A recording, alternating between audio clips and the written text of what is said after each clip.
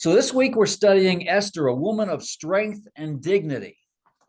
There's a book by Chuck Swindoll called Esther, a Woman of Strength and Dignity, and there are some points that come out of there, but for the most part, this will be a verse-by-verse study. This outline comes again from a Chuck Swindoll series that he calls the God's Masterwork, and he breaks every single book of the Bible down this way. I want to draw everyone's attention to the Christ in Esther. Every single book, he has Christ in that book. And here he's positing that Esther is like Christ, an advocate for her people, even willing to die for them. So before we get into the details of Esther, let's run through the storyline, because if we go too deep too soon, we might lose somebody. So the Esther storyline, there are three parties. The king had a party for 180 days. He followed that up with a party of 7 more days. And while that was going on, the Queen Vashti had her own party for the women. Vashti was invited to come dance in front of all those drunkards, and she said no, and they kicked her off the queen's stand. Then there was a beauty pageant, and Esther was selected as one of the contestants. Meanwhile, Mordecai uncovers an assassination plot. It's reported to the king, but Mordecai gets no benefit for doing that. Haman is promoted to be second to the king, and he expects everybody to bow down. In fact, the king even commanded that everybody bow down. Well, everybody bowed except Mordecai. And Haman gets so frosted that he casts the lot, he throws the dice to choose an annihilation date to wipe out the Jews. There's a feast every March that the Jews hold called the Feast of Purim, which is the plural of pur, the dice. And we'll be referring to that feast several times as we go through the study. So they make the decree, and there's a party in the palace and mourning in the streets because the city was not terribly excited about wiping out the Jews. Esther goes before the king, and these are the key phrases of the whole book. Was Esther born for such a time as this?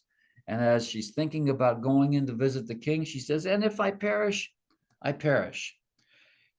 Esther goes to the king and says, I want to have a banquet, and I want to invite Haman and you. They go to the banquet, and Haman is just thrilled to death, except he sees Mordecai, and he gets all cranky again. He goes home, and his wife says, hey, I've got this great idea. Why don't you just hang Haman and then go to the next banquet? That night, between banquet 1 and banquet 2, the king cannot sleep. He reads in his history about Mordecai, and he orders Haman to honor Mordecai, and that lines up banquet number 2. In the second banquet, Esther opens up and she says to the king, you know, somebody's declared to wipe out my family, my people, and it's Haman. So they issue another edict for the Jews to defend themselves. And the city that was confused and confounded when the first order was given, now they're shouting and they're rejoicing. And the Jews also made light and gladness and joy and honor. And that's the Feast of Purim. What happens is there are 2 nights, and the entire book of Esther is read twice. The first time it's read, it's simply read, and then the people disperse. And the second time it's read, the second evening, there's a huge party afterwards with all kinds of carryings on. But the point of the matter is, every time as they're reading and they mention the name Haman, the people show up with noisemakers and crazy hats. And whenever the name Haman is mentioned, they start going with their noisemakers. They hiss like a snake. They stomp their feet, and they're generally having a good time. Chapter 8, verse 15, the Jews had light and gladness and joy and honor. So the 13th day of the last month, the Jews rout their enemies. Haman's sons are killed. Mordecai establishes that feast. And there's the epitaph. For Mordecai the Jew was second in rank to King Ahasuerus. And he was great among the Jews and popular with the multitude of his brothers. For he sought the welfare of his people, and he spoke peace to all his people. And so this comes from Romans. Oh, the depths of the riches, both of the wisdom and knowledge of God. God's name is not even mentioned in the book of Esther, but you can see God, quote unquote, behind the scenes in the entire book. How unsearchable are his judgments and his ways past finding out. Shakespeare couldn't write a better play than Esther as you go through the ups and downs and the curves and the plots that come out of the book. So the key verses come from chapter 4 and chapter 10. Chapter 4. Then Mordecai told them to reply to Esther, do not think to yourself that in the king's palace you will escape any more than all the other Jews. For if you keep silent at this time, relief and deliverance will rise for the Jews from another place, but you and your father's house will perish. And who knows whether you have not come to the kingdom for such a time as this. Then Esther told them to reply to Mordecai, go gather all the Jews to be found in Susa and hold a fast on my behalf, and do not eat or drink for 3 days, night or day. I and my young women will also fast as you do. Then I will go to the king, though it is against the law, and if I perish, I perish. I heard once, and I've tried to find this on the internet, I cannot find it, so I don't know if this is an urban myth or not. But when the soldiers were being forced off the mainland in Dunkirk, the radio broadcast went out and they talked about these verses. And they said, well, maybe we were born for such a time as this. And that was supposedly what motivated all those sailboats and motorboats and rowboats and whatever kind of boats they had to get the soldiers off the mainland. But I cannot find that record, although I heard it somewhere along the line. The other key verse comes from chapter 10, and we've already read it. And here's the punchline. God said to Abram, I will bless them that bless thee, and curse him that curseth thee, and in thee shall all families of the earth be blessed. This is a microcosm of that particular verse, because Haman cursed the people of Israel, and God cursed him. The people in the capital city, they were distraught, and yet when the celebration came and the 13th day of the last month came and went, they all celebrated together. All the families were blessed. The theme in Esther is God's provision. 1 Timothy, if anyone does not provide for his relatives and especially for his immediate family, he has denied the faith and is worse than an unbeliever. And the word to provide comes from pro-video, or to look ahead. And God certainly looked ahead as you think about all the twists and turns in this particular story. Jackie Robinson was the first Black player in the Major League Baseball. And his quote is this: life is not a spectator sport. If you're going to spend your whole life in the grandstand just watching what goes on, in my opinion, you're wasting your life.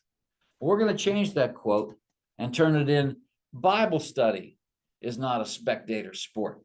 And so before we get into the book of Esther, I want to share some tools on Bible study, and then we'll dig in some more. So first tool is read your Bible. And I will tell you, do not throw out your paper Bibles, because on the internet, they can change any words anytime. And so don't throw out your paper Bible. Second of all, you could always Google Esther and go immediately and find that scripture, or there are plenty of apps that are available on your smartphones. Gotquestions.org. You can go to gotquestions.org and ask any questions. So I'll do something like Esther, if I could type.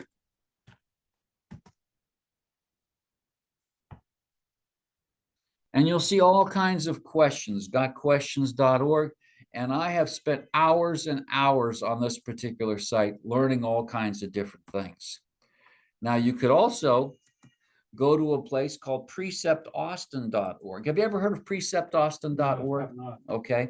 You don't need the URL. All you got to do is Google preceptaustin.org and it'll come up. Now, preceptaustin.org has got a great homepage, and it gives some background. This first particular search section is basically a Google search across the entire internet. But the second box is a really interesting box. It's book by book, and you pick Esther, And so what do you see? You come down and you get all different kinds of schematics. Every book is laid out the same way, different kinds of schematics, different kinds of histories. And we come down deeper, and what you're going to see is, I want to come all the way down to the verse by verse study. Just bear with me here.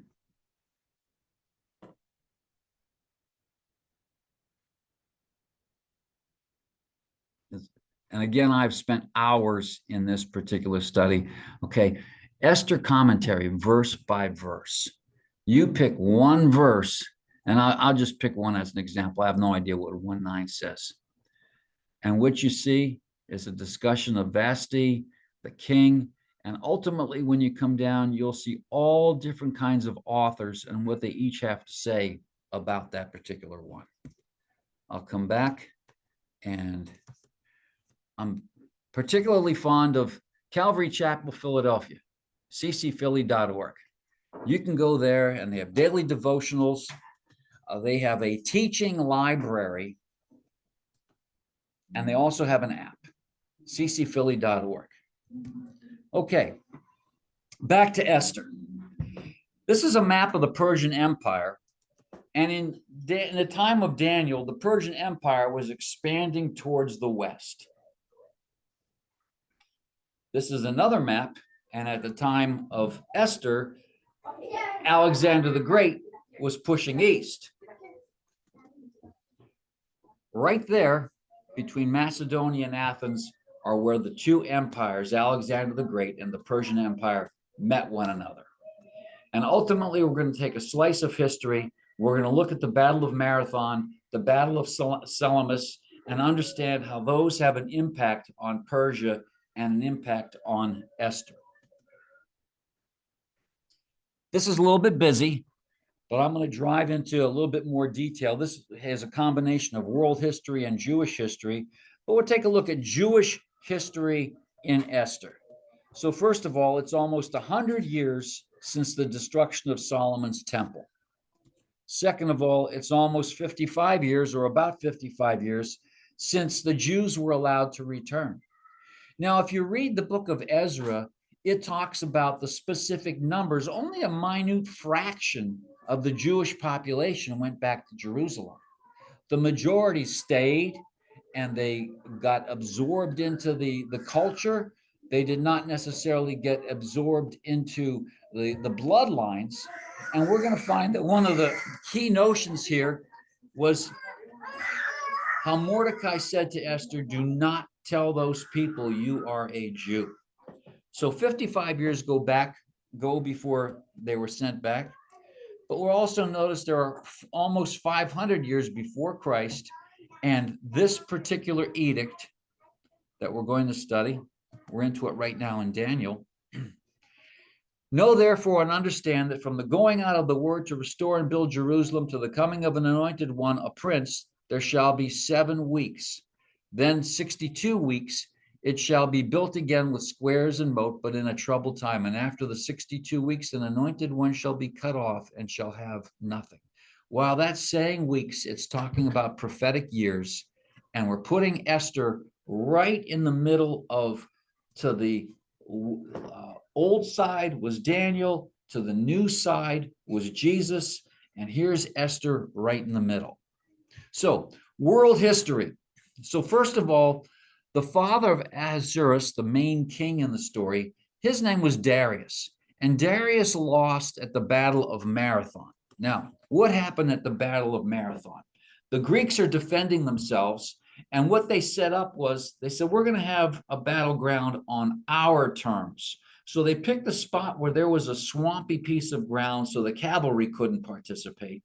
And then they lined up their soldiers such that they would be facing east, because they knew the Persian army always likes to attack at dawn. So the Persian army is coming, and what they did the day before was they just polished their brass shields, and they polished their brass shields so that they could shine like a mirror. And what they did with those shields, they worked the sun so it hit right into the eyes and blind the Persians, and they wiped them out.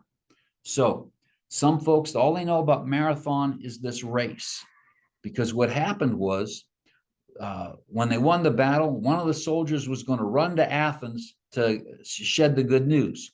So he runs to Athens almost 26 or just over 26 miles, and he drops dead from the race. And people have been trying to run, and some have ended up in hospitals, and I'm sure some have dropped dead trying to mimic that particular race. But then Xerxes is his Greek name, Ahasuerus is his Hebrew name.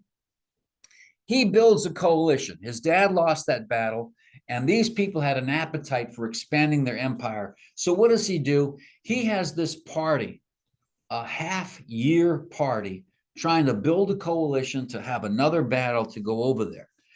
On top of his party for the nobles, he has another party for the common person. There's 7 days along the way, throws Ashley off her throne, and then he goes and he loses to the Greeks at Salamis. Now, Salamis is this little bay right here south of Athens. And what happened was this. Well, Ahasuerus comes up with 2.5 million soldiers, sailors and soldiers, and ships. And they're going to ship and do an amphibious attack against Greece.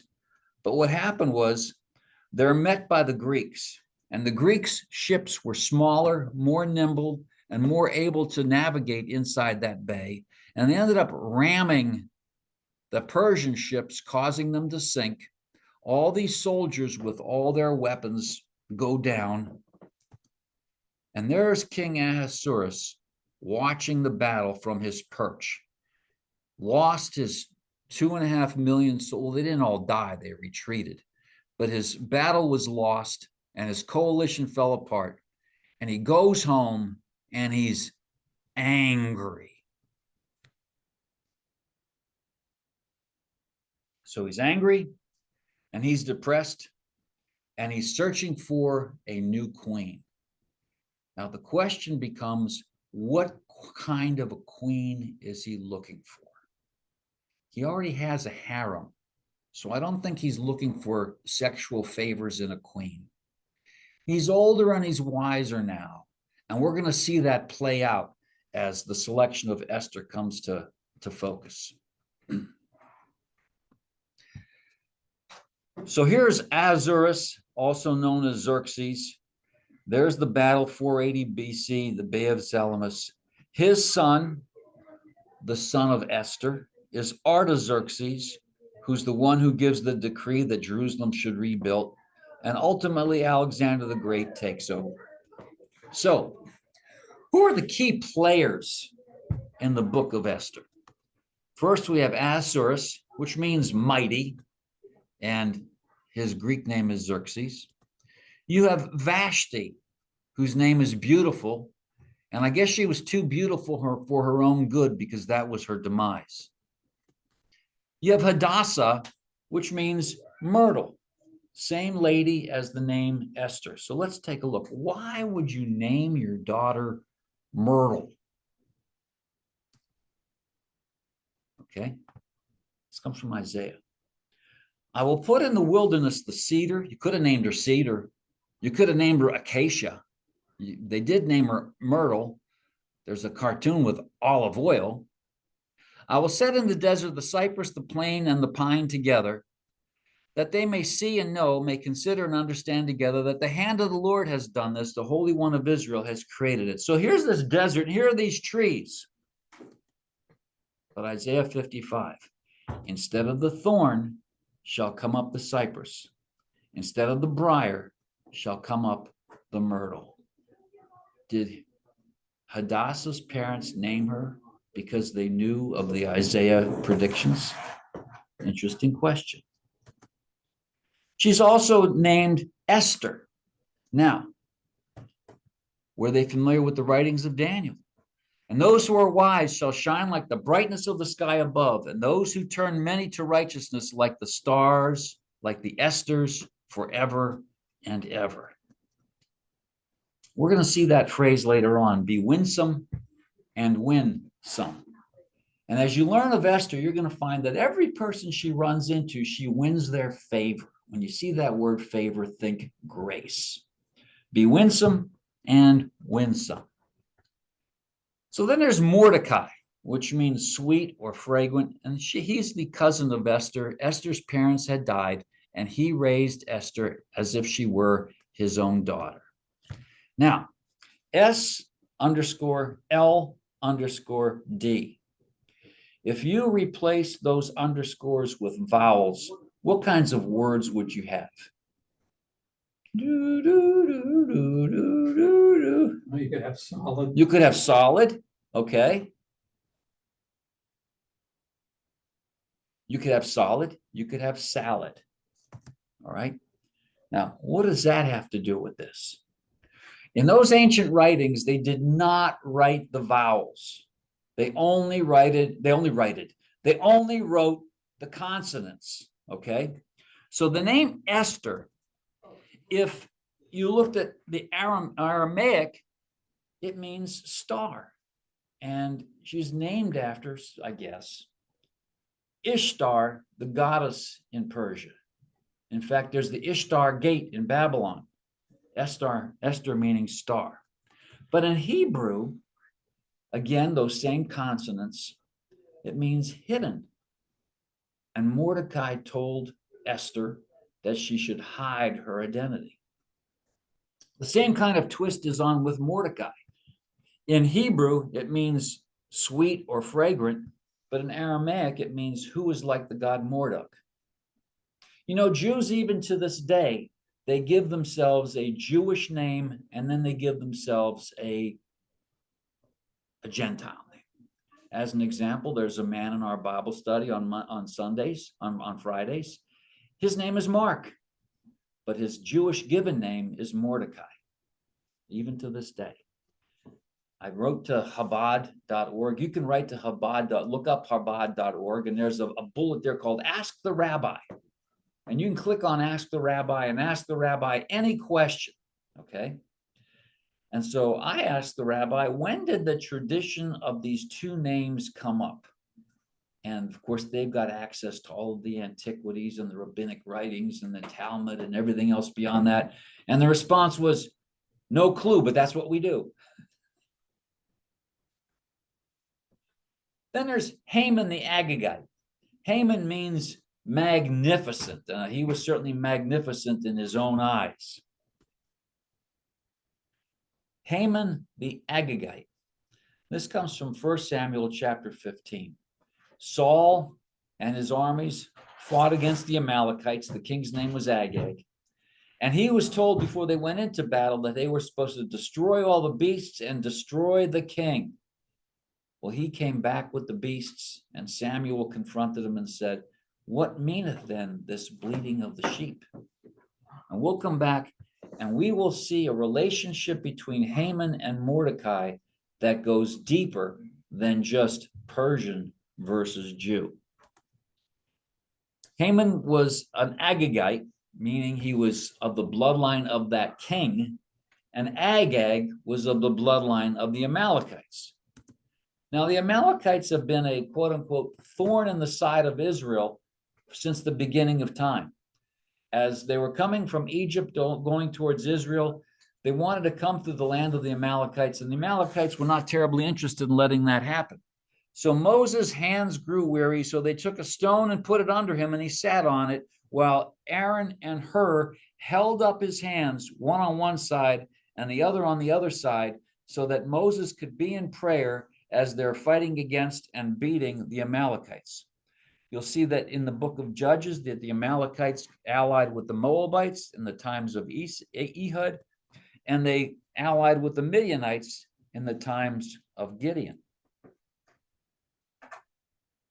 God in Esther versus Daniel. We just covered all of those main players and what their names mean.